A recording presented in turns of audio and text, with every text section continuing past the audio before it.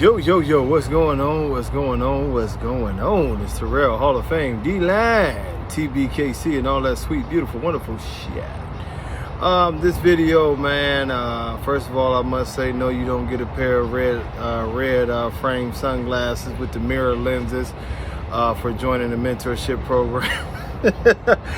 Y'all got a lot of jokes, but actually my eyes is very sensitive to light, so I have to wear sunglasses when I'm out here. But anyway, we'll go forward.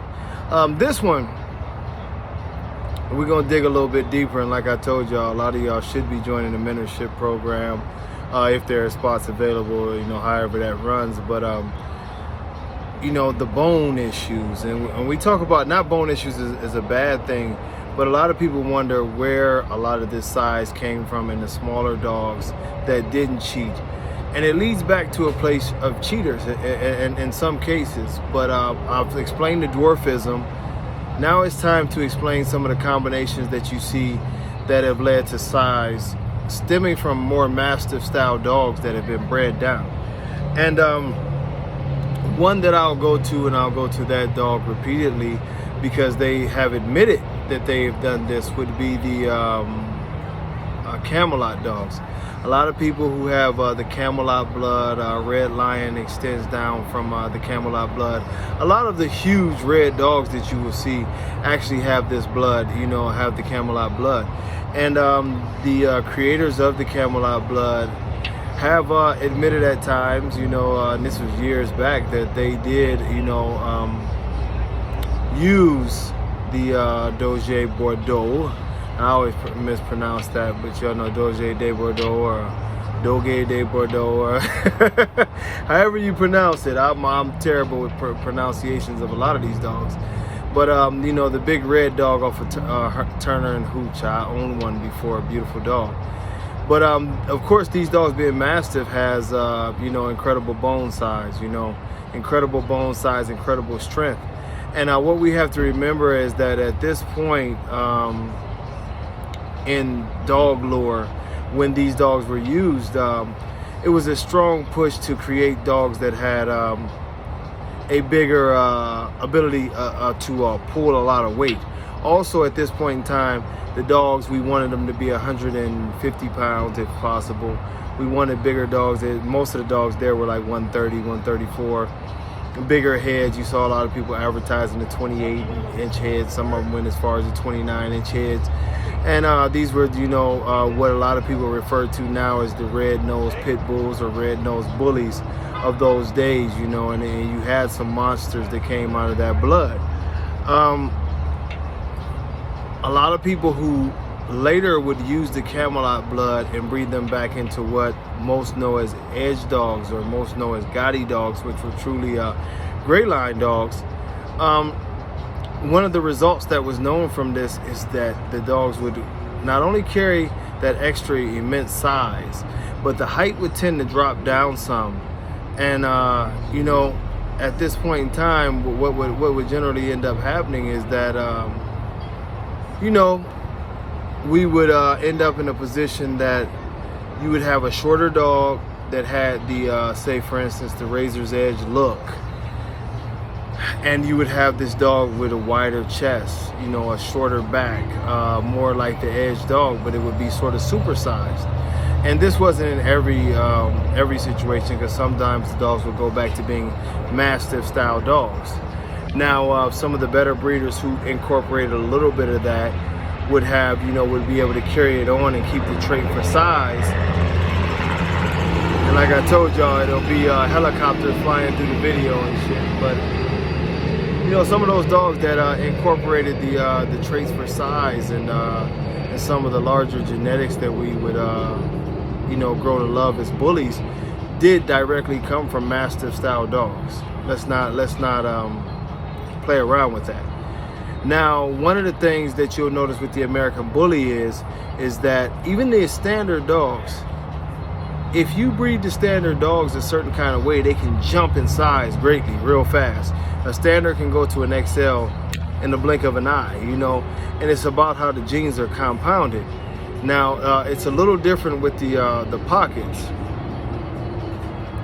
A lot of people believed back in the day that you could do like gigantic XL dogs to the pocket dogs and come up with very, very similar results. And we did have some pockets that came up with a lot of mass. But I do believe that that stretch of the 14 to, 21, 22, 23-inch dogs, that stretch of height and that stretch of size was a lot of times too much. And what I mean by that is that we saw more deformities in people trying to breed the really gigantic dogs to the small dogs than we saw consistency. I think the consistency you seen come in was more so between the standard and the XL, and that was because a lot of the standards had lineage that came from XL dogs. So one way or the other, whether it was a very stout standard or whether it was a very, a standard that was producing XL type dogs, you would see a lot more consistency in that than you would in trying to take an XL to a pocket. One of the reasons we know with the pocket is that because you had the dwarfism effects for those who weren't trying to add in bulldogs, but then those who did add in bulldogs, you had a sort of a blend that could be sort of worrisome because you had more of a terrierish type of dog in the pit bull. And then you went to, English bulldog, French bulldog, which some people did, and then you brought in an XL who carried mastiff traits. Mixing all these things together, you could come up with damn near anything. And you've seen it in the XL class to where you have some XLs that are more terrier. Then you have some XLs that are very, very, very, very mastiff, what we would want to call bully, but the skin is loose, and there are some issues there. It's many different issues as we look at this thing, as far as building dogs. And this is one of the reasons why it's a must that we separate the breeds now that we know the truth behind a lot of these dogs, a lot of the mistakes that were made, a lot of the lies that were told. We have to get these dogs in categories to try to work this thing out.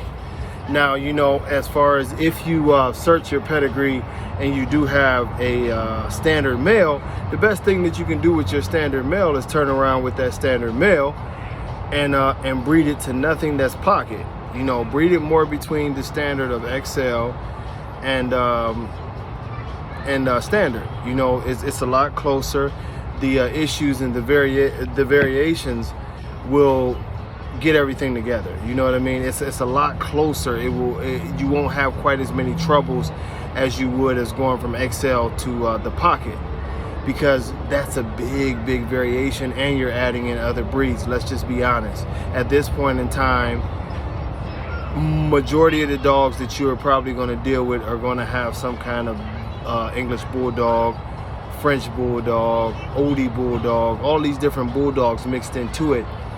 So even if you are dealing with some of the dogs who are some of the more original clean blood, you have to be prepared to deal with whatever is on the bottom half. That bottom half is special. And so basically, I know I'm going around in circles a lot here, but what I'm trying to tell you is that you can capitalize if you see the XL gene behind your dog and you have a pocket. But the thing is not go back that route. Stay low, understand that it's there, and if you really want to capitalize, want to look at other pockets that the genes have been perfected and stick with those pockets. Don't try to go back up to the XL and bring it back in, or it's going to set you back a lot. It's going to set you back 2 or 3 generations, because the generations of dogs that I say, for instance, we did, where we were doing XLs to pockets, it took us another probably 2 or 3 breedings to truly perfect that and to keep it low if we were looking for pockets. If you're looking for XLs, it makes no sense for you to go ahead and put a pocket in there. It's not going to bring a lot to the table for your XL. But the size that we wanted, we put that into the pockets. And I'm telling you, it wasn't something simple as one breeding, the dogs are all together. It became a thing of you had to keep on refining it.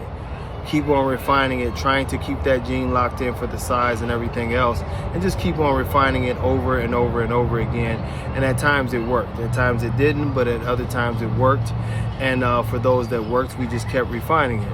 The XL dogs, it was a little bit different. It was a little bit more work, and most XL breeders at that time were breeding up to a more Mastiff style dog.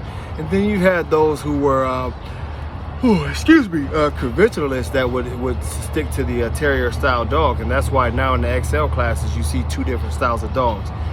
The more Mastiff style of dog, the more bullier style of dog. But if you notice, the more bullier style of dog most of the time has a little bit of wrinkles to it. That comes from the breeds that they use that carry more wrinkles. Some of them being Bordeaux, some of them being Neapolitan Mastiff, some of them being just your basic bull Mastiff. But they use Mastiff breeds with a lot of the XLs, and that's why some of them have that look and some of them have the more terrier look. Now the ones that use the more terrier look, they're probably carrying more of a gigantism trait, to where they were terriers, but they kept, you know, there was more of the selective breeding that pushed them up higher and higher and higher, and they did better and better, you know. So either way you have it, and however you're trying to do it, you know, stick to what you know and pull from the genetics behind, not trying to restart that process is what I was getting at. I think it's a better way to put it. If your pockets, you know, that have already went through the process of getting the bone and the density from other pockets, I mean from some Mastiff dogs that are behind them, understand that it's there, and maybe you do search pedigrees and try to find other pockets that have that gene there that has already been perfected. But if not, you know, go with some, you know what I'm saying, go with something that's a lot cleaner and keep your look there and stay away from going up. You will destroy your process with one breeding. You know, if you do not do that, you will destroy your process with one breeding. And what I mean by that is you'll lose all of the characteristics and the stability that you had as a pocket dog. The same thing goes vice versa for your standard, I mean not your standard, but your XL dogs. We understand that these dogs are from the same lineage, but now the genetics have been pushed a certain direction. When the genetics are pushed a certain direction, just like sometimes inside certain breeds where you talk about like the American Bulldog, where some dogs are a lot more stout, the Johnson's a little bigger, and then you have the more athletic style of American Bulldogs. The genes have been pushed in different directions. As you look at them, they're related in a lot of ways, but then in other ways, you know, genes have been pushed in a different direction. We always have to remember that when we're breeding these dogs. You know, yes, there are qualities and traits that come from all of the dogs across the board, but which direction are you going to push your program in, and what are you going to stay away from? Those decisions have to be made. Until next time, y'all, much love. Peace.